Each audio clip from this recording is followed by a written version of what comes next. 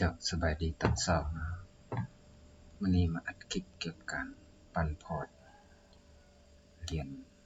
BTC เนาะเหรียญ Bitcoin เนาะตัวนี้เริ่มจากบาลานซ์ของแอดมินนี่อยู่ที่100,000 ซาโตชิเนาะหรือว่า 0.001 BTC เนาะรันมาประมาณ30 กว่านาทีเนาะตอนนี้พอดีตื่นนอนมาแล้วก็มาเริ่มดันมันเนาะแล้วก็กำไรอยู่ที่128เนาะแต่ว่าดันมาบวกกับวานนี้ได้หน่อยนึงเนาะตัว600ปลายนี่นะแล้วก็รันมาเช้านี้ได้ทั้งหมด262เนาะแล้วก็ค่อยปั่นขึ้นเนาะเบิ่งตัวนี้แหละตั้งระบบมันมา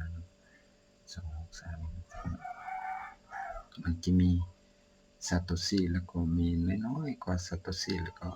มันจะบวกเพิ่มไปเนาะระบบจากเว็บไซต์ตัวนี้ตั้งระบบมาเนาะ เอาเบิ่งกราฟนี่ก็ว่ากราฟนี่มันสมมุติเนาะมันขึ้นตามนั้นระบบมันแล้วตัวนี้เป็นลิงก์อยู่เว็บไซต์โดยตรงเนาะจากเว็บไซต์ของเว็บเลยเนาะแล้วตัวนี้ครับจะ ไปรันอยู่ผ่านบอทเนาะใส่ระบบบอทเขาจะมีสคริปต์เนาะตั้งสคริปต์มาครับจังได้รันตั้งแต่แรกวันนี้เนาะเรียน BNB เนาะเรียน Binance Coin นะอยู่ที่ 0.018 บาลานซ์ของเฮาหรือว่าทุนของเฮาเทียบกับเงินดอลลาร์ก็ประมาณเฟียตเนี่ยเนาะเงินเฟียตในเงินดอลลาร์เนี่ยประมาณ15เหรียญเนาะเหรียญ 0.018 เนี่ยนะมันเท่ากับ15เหรียญเนาะแล้วรันมาอยู่ที่15ชั่วโมงเนาะอันนี้มันเดย์เนาะอันนี้จะเป็นชั่วโมงนาทีวินาทีเนาะ Time running 15ชั่วโมงไปเนาะแล้วกำไรอยู่นี่ running profit นี่55,000 ซาโตชิตัวนี้หรือว่า 0.00055 นี่ BNB เนาะเทียบกับบาลานซ์นี่ก็ได้ประมาณ 3.18% กำไรเนาะตอนนี้ตัวนี้เป็นกราฟมัน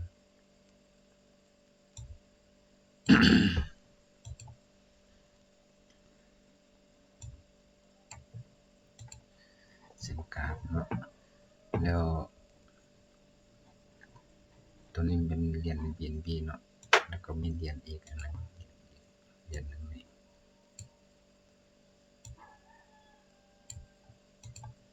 มีเหรียญนึงมีเหรียญ Dash เนาะเหรียญ Dash นี่จาก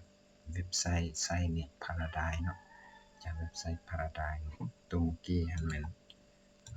เว็บไซต์ของหัวเป็ดเมื่อกี้แหละเนาะหัวเป็ดเมื่อกี้ที่ครับเจ้าลิงก์อยู่ในเว็บไซต์โดยตรงอันนี้เป็น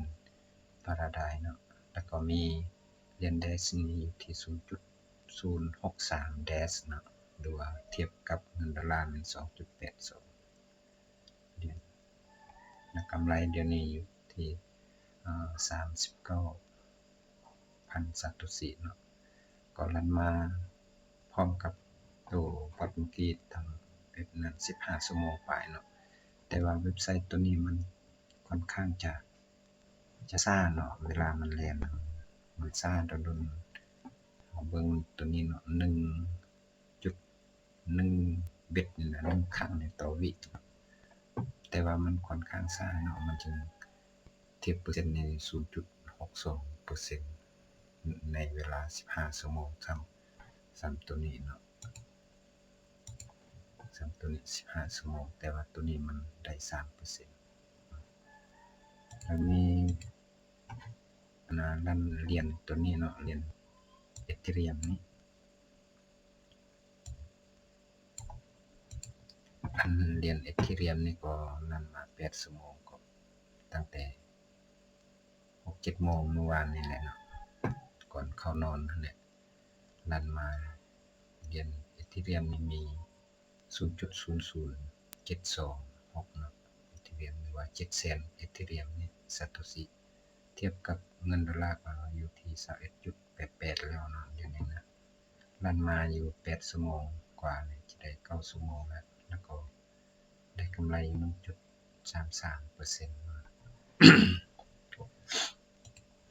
แล้วสำหรับอยู่เว็บไซต์นี่เว็บไซต์ตัวนี้เขาก็ลั่นมาเนาะลั่นมาแต่ว่ามันก็มีได้มีเสียเนาะ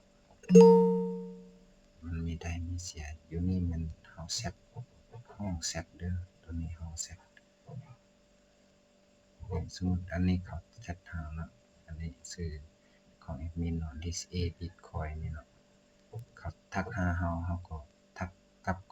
ลับอยู่นี่แบบเฮาแชร์นี่เนาะลูกศรนี่เฮาก็ทักไป thank you friend เขาก็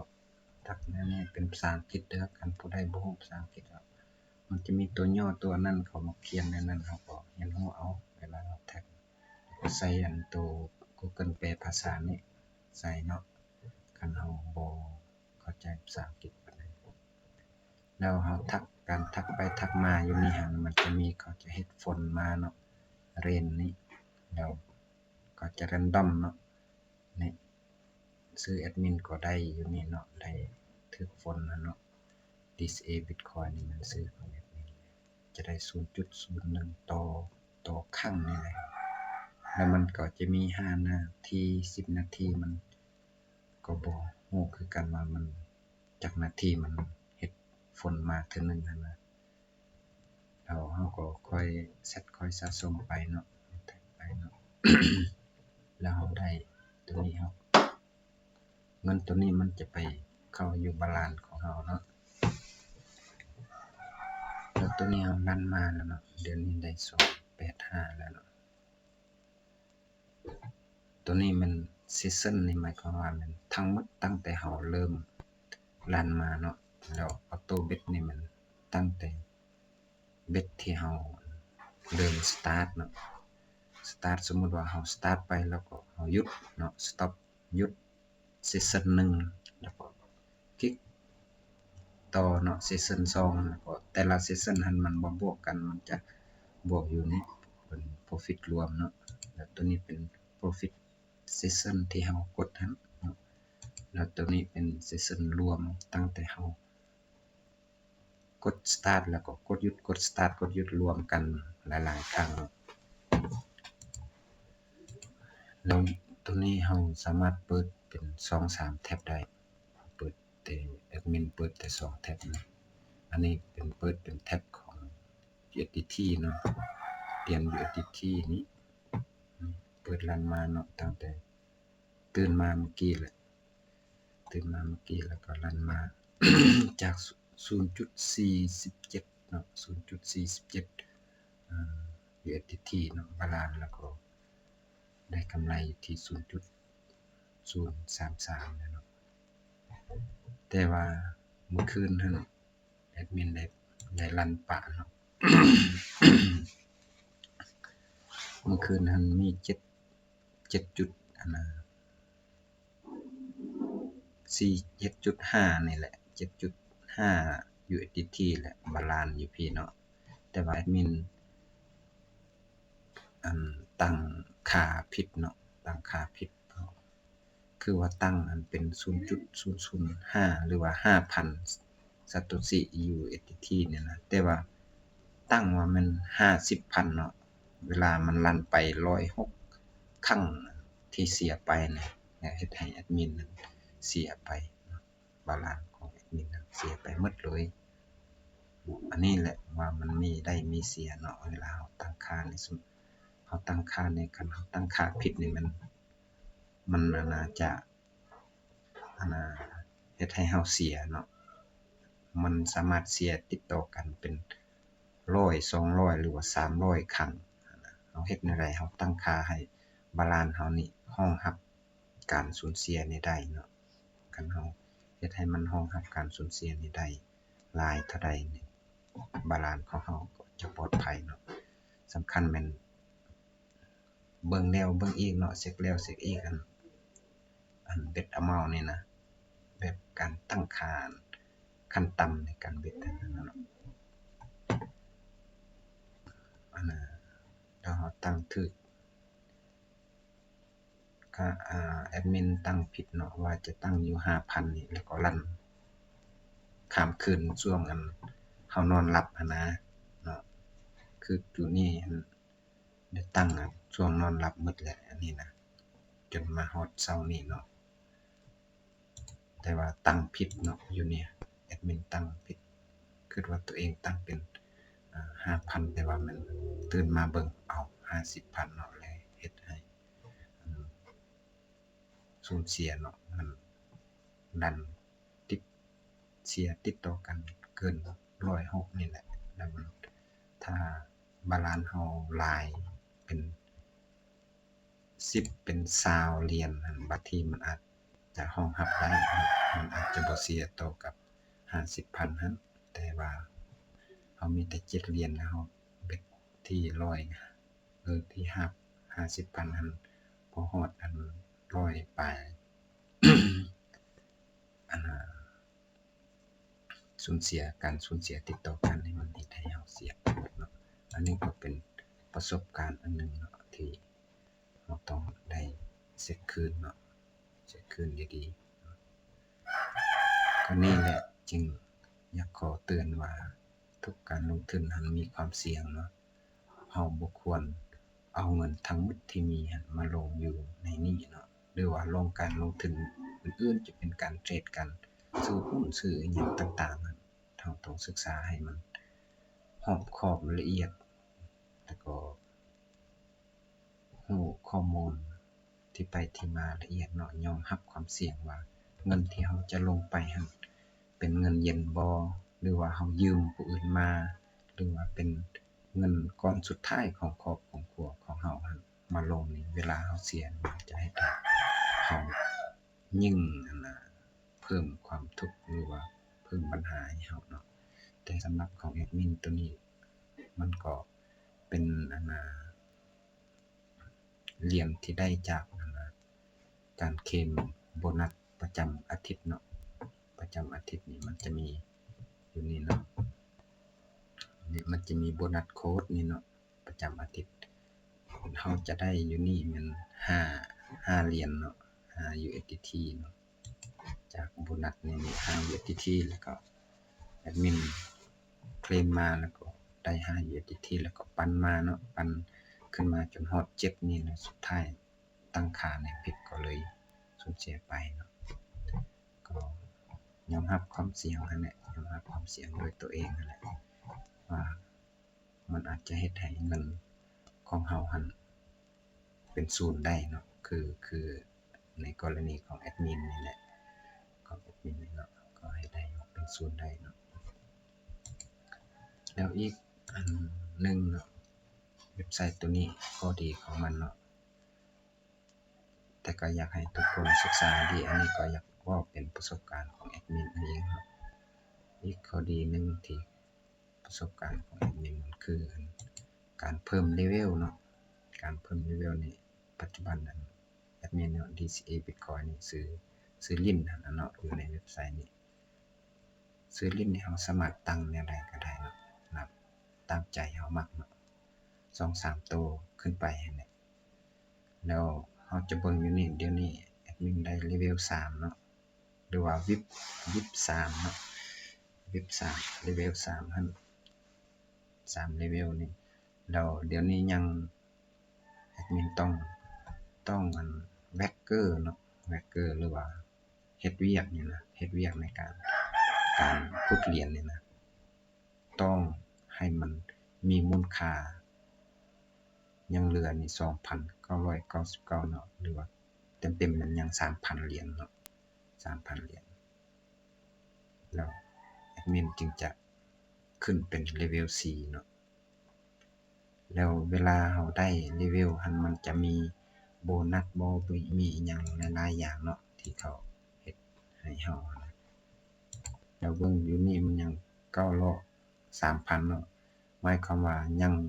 3,000 เหรียญนี่ที่เราจะต้องขุดเนาะต้องขุดเราเปิดขุดนี่แหละมันจะบวกกันเนาะทั้งเราขุดอยู่บอทก็แล้วแต่ขุดอยู่นี่ก็แล้วแต่เหรียญต่างๆบวกกันเนาะคือเฉพาะแต่เหรียญอัน USDT นี่ครับเจ้า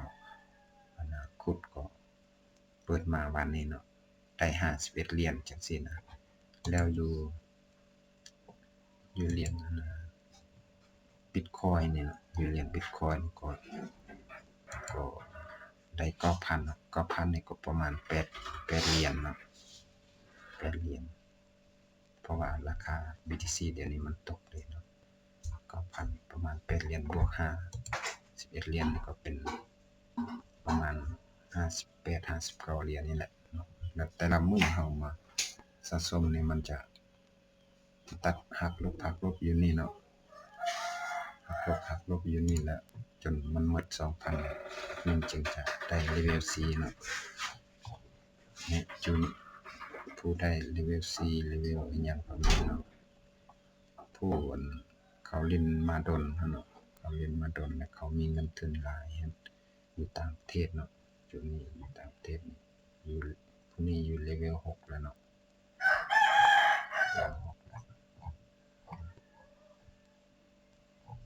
มีโมหลายอยู่นี่เฮา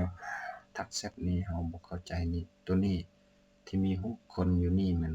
เป็นแอดมินเนาะเป็นแอดมินอยู่เว็บไซต์นี่เนาะจุดนี้เขาจะได้กินเงินเดือนจากเว็บไซต์ตัวนี้เนาะหมายความว่าจุดนี้เป็นผู้จัดการห้องแชทนี่นะสมมุติเฮามีปัญหาใดเฮาต้องการปรึกษาทางเขาเฮาก็ทักหาเขาด้วยการกดบนนี้แล้วก็ถามเขาเนาะว่าสมมุติเฮามีปัญหาในการฝากการถอนแนวใดหั้นนะเฮาก็ทักแชทผู้นี่เขาจะเปลี่ยนกันเนาะเปลี่ยนกันมาเนาะสมมุติผู้นี้มา2ชั่วโมงบ่3ชั่วโมงแล้วเขาก็ไปแล้วผู้นึงมาอีกอันนี้มันเป็นผู้รับตอบแชทเป็นผู้moderator เขาเอิ้นเป็นมอดเป็นบอทเนาะเป็นมอดเนาะ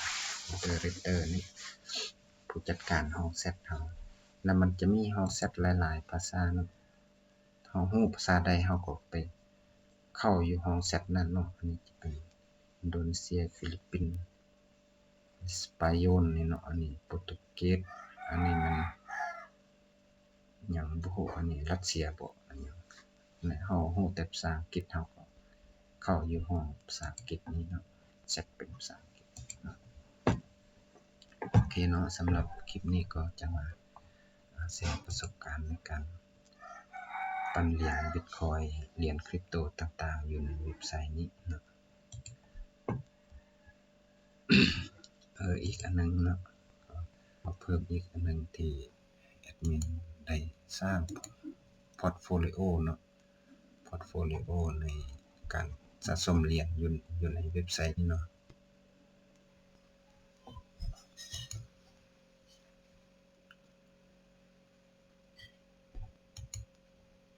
เนาะเฮาอัดคลิปได้ครับเปิดเป็นซาเครื่องซาเนาะ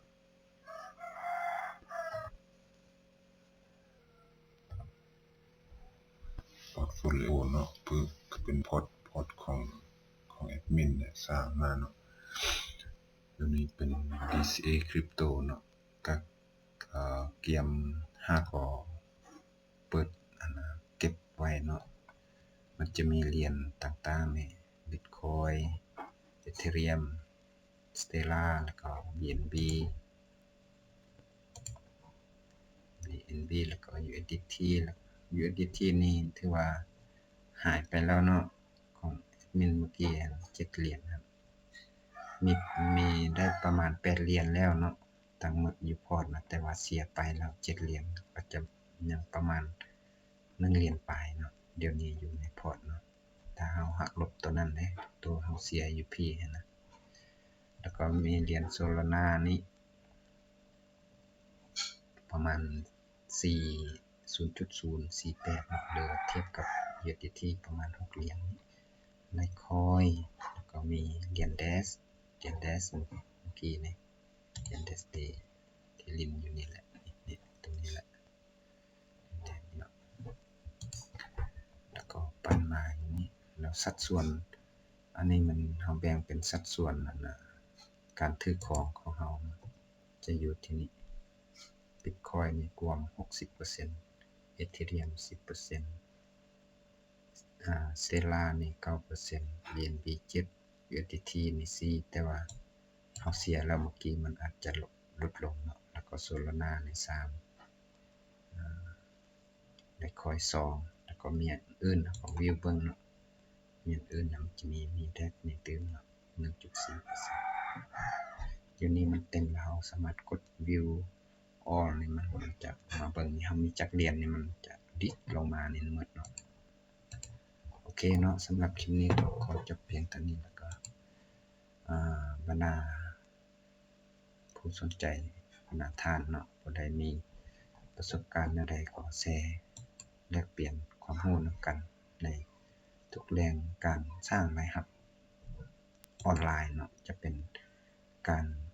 หาเงินคริปโตบ่หาเหรียญจากการเทรดการอิหยังก็สามารถแชร์ประสบการณ์นำกันได้เนาะเรียนรู้ไปนำกัน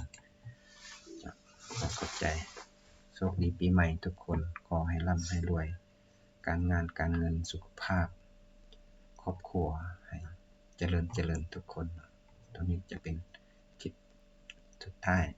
ส่งท้ายปีเก่าเลยเนาะขอให้ทุกคนโชคดีมีชัยตลอดปีใหม่เนาะตลอดไปขอขอบใจ